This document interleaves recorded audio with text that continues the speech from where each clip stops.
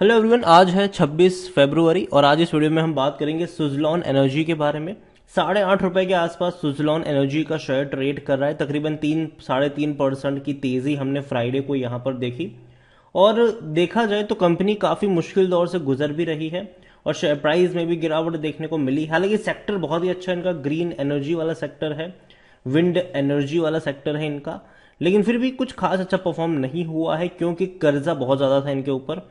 Company ने कोशिश भी करी उसको कम करने की, चाहे रिफाइनेंस यहाँ पर दोबारा करवाई हो या फिर भैया फंड रेज किया हो, इन्होंने कोशिश करी लेकिन फिर भी उस तरीके का जंप हमें देखने को नहीं मिला। हाँ, जब बीच बीच में कभी कोई खबर आ जाती थी उसका इम्पैक्ट हमें ज़रूर देखने को मिलता था, बाद में वहीं पर आ जाता था जहां से ये शुरू हुआ था। तो उसके बारे में बातचीत भी करेंगे कि अभी जिस प्राइस पर ट्रेड कर रहे हैं वो प्राइस क्या खरेखर अट्रैक्टिव है या फिर और फर्दर करेक्शन देखने को मिल सकता है। वीडियो को शुरू करूं उससे पहले अगर आपने अभी तक चैनल को सब्सक्राइब नहीं किया है तो प्लीज़ अभी इसे सब्सक्राइब कर लीजिए, क्योंकि आगे भी बहुत सारे वीडियोस हैं जो आपको काफ़ी ज़्यादा हेल्प करेंगे। तो ₹8.40 का शेयर है सुज़लॉन एनर्जी का, और इसको लेकर बीच बीच में खबरें उड़ती रहती है कि अदानी जी इनको खरीद लेंगे, अदानी जी इनको खरीद लेंगे। लेकिन अभी तो भैया कोई चांस लग ही नहीं रहा कि ऐसा कुछ होगा, क्योंकि ऑलरेडी अदानी जी कई और कंपनियों को भी खरीदना चाहते, उसको भी नहीं खरीद रहे हैं जहां पर मतलब इंटरेस्ट दिखाने के बाद। जबकि सुजलॉन में तो ऐसी कोई अपडेट भी नहीं आई थी। एक महीने में 12.5% तक टूटा है। और अगेन मैं कह दूं, जब भी तेजी आई ना एक दिन की, वापस गिरा है, फिर तेजी आई फिर गिरा है, फिर तेजी आई फिर गिरा है। तो इस बार भी जब गिरा तेजी आई है एक दिन की, तो भरोसा करना मुश्किल है पहली चीज। एक साल की अगर हम बात करें तो पिछले एक साल के अंदर सुजलॉन एनर्जी का जो शेयर है उसमें 2% का ग्रोथ है। लेकिन ग्राफ अगर आप देखो तो तेजी आती है, बड़ी गिरावट आती है, फिर तेजी आती है, फिर बड़ी गिरावट आती है। और ₹6 के नीचे, मतलब ₹7 के नीचे जाता है ये शेयर। दोबारा तेजी बनी, दोबारा गिरावट आई और दोबारा देखो ₹7 के आसपास जाना चाहिए मेरे हिसाब से। कंपनी की ये वेबसाइट है। और हालांकि सुजलॉन को लेकर कुछ फ्रॉड्स वगैरह भी हो रहे थे, उन्होंने अपनी वेबसाइट पे लिखा है भैया अलर्ट ऑन फ्रॉड एक्टिविटीज। और यहाँ पर यह कहा गया है कि Suzlon security private limited a fake company has been named in various news articles, तो it being a part of fraudulent activities. तो उसको लेकर कहा देखो भैया हमारी यही है और कुछ नहीं, हमारी कोई और शाखा नहीं है, ठीक है। यहाँ पर अगर आप देखोगे तो नंबर 1 है इंडिया रिन्यूएबल सेक्टर में, काफी बड़ा इंस्टॉल कैपेसिटी भी, मेनली विंड पावर का इनका मेन बिजनेस है। Wind power end to end आपको सर्विसेज प्रोवाइड करवाती है कंपनी। और काफी सारे इनके कस्टमर्स है, इंडिया में भी है, इंडिया के बाहर भी है, ग्लोबली भी है यहाँ पर। और काफी सारे विंड पावर इन्होंने इंस्टॉल भी किए हैं। और देखा जाए तो वो कंपनी अच्छी है जरूर, लेकिन प्रॉब्लम पता है क्या है?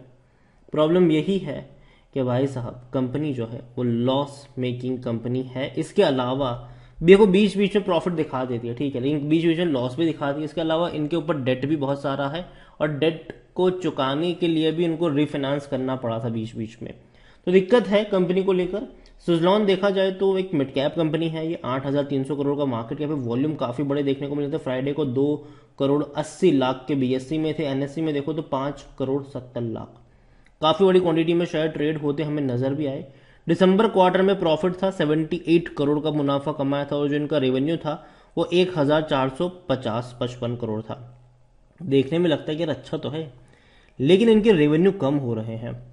पिछले साल रेवेन्यू 1,610 करोड़ था, तो इसके मुकाबले इस बार रेवेन्यू सिर्फ 1,450 करोड़ हुआ है, जो कि कम है। रेवेन्यू कम हो रहा है। प्रॉफिट बढ़ गया है इनका पिछले साल के मुकाबले, लेकिन रेवेन्यू कम हो रहा है और ये कंसर्न जरूर है। दूसरी चीज प्रमोटर की होल्डिंग, उसमें भी शेयर्स गिरवी बहुत सारे हैं। सुजलॉन में अगर देखो तो प्रमोटर के पास ऑलरेडी बहुत कम होल्डिंग है, उसमें भी 80% जितनी होल्डिंग गिरवी पड़ी हुई है। सुजलॉन एनर्जी काफी बड़ी क्वांटिटी में शेयर ट्रेड जरूर हो रहे हैं। और देखो ऑपरेटर इसमें काफी ज्यादा एक्टिव भी रहते हैं। 17% लोग according to Moneycontrol user कह रहे हैं कि बेचो और भाग जाओ। 83% लोग कह रहे हैं खरीदारी करो। कंपनी में अगर आप देखोगे तो इनसाइडर ट्रांजेक्शन समरी आप देखो, यहां पर आप देख रहे हो ना, बिकवाली के ट्रांजेक्शन है यहाँ पर, बिकवाली के 2023 के भी जो है वो बिकवाली के ही है। 2020 में भी जो थे वो भी बिकवाली के ही थे। एम्प्लॉयज के इमीडिएट रिलेटिव्स ज्यादातर यहाँ पर बिकवाली करते नजर आए हैं। तो प्रॉब्लम यही है कि भैया प्रमोटर खुद, इवन इनसाइडर्स में देखो तो बिकवाली ज्यादा देखने को मिल रही है। रेवेन्यू हालांकि टूट रहे थे लेकिन बाद में बढ़ना शुरू हो चुके हैं, लेकिन अभी बढ़ नहीं रहे हैं। 2022 के मुकाबले कम रेवेन्यू हो रहा है। 2022 में रेवेन्यू था इनका 6,600 करोड़ के आसपास का, इस बार क्या हो रहा है 1,400-1,500 करोड़ का रेवेन्यू है। 1500 से कम का रेवेन्यू है क्वार्टरली। एवरेज निकालते हैं तो 6000 करोड़ से भी कम आती है वो।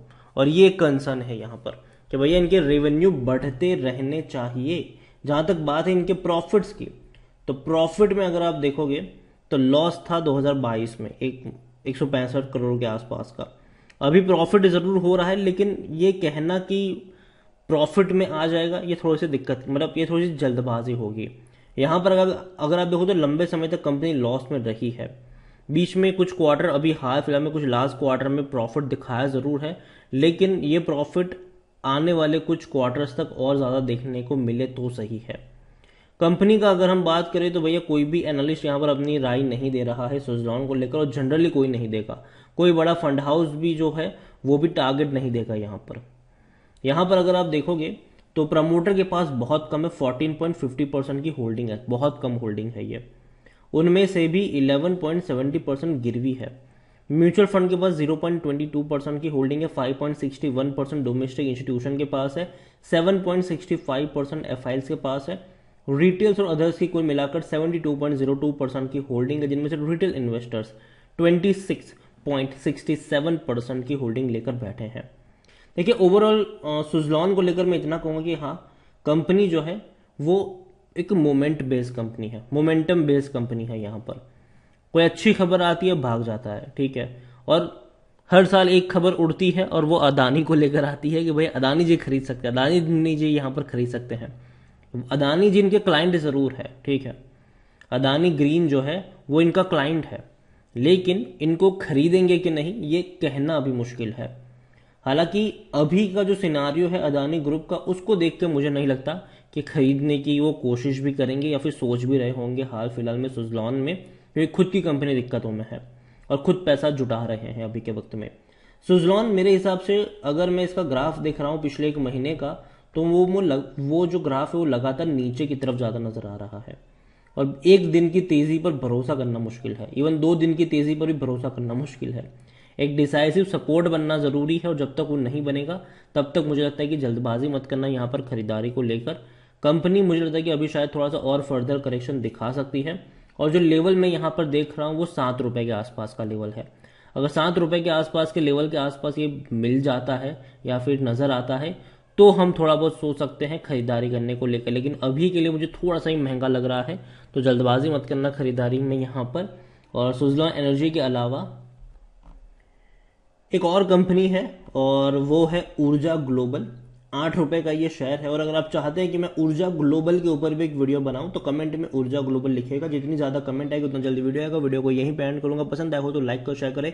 चैनल पर अगर पहली बार आए तो प्लीज सब्सक्राइब करें। सुज़लॉन एनर्जी के बारे में आप क्या सोचते हैं वो भी आप मुझे कमेंट में लिख के बता सकते हैं। Thank you.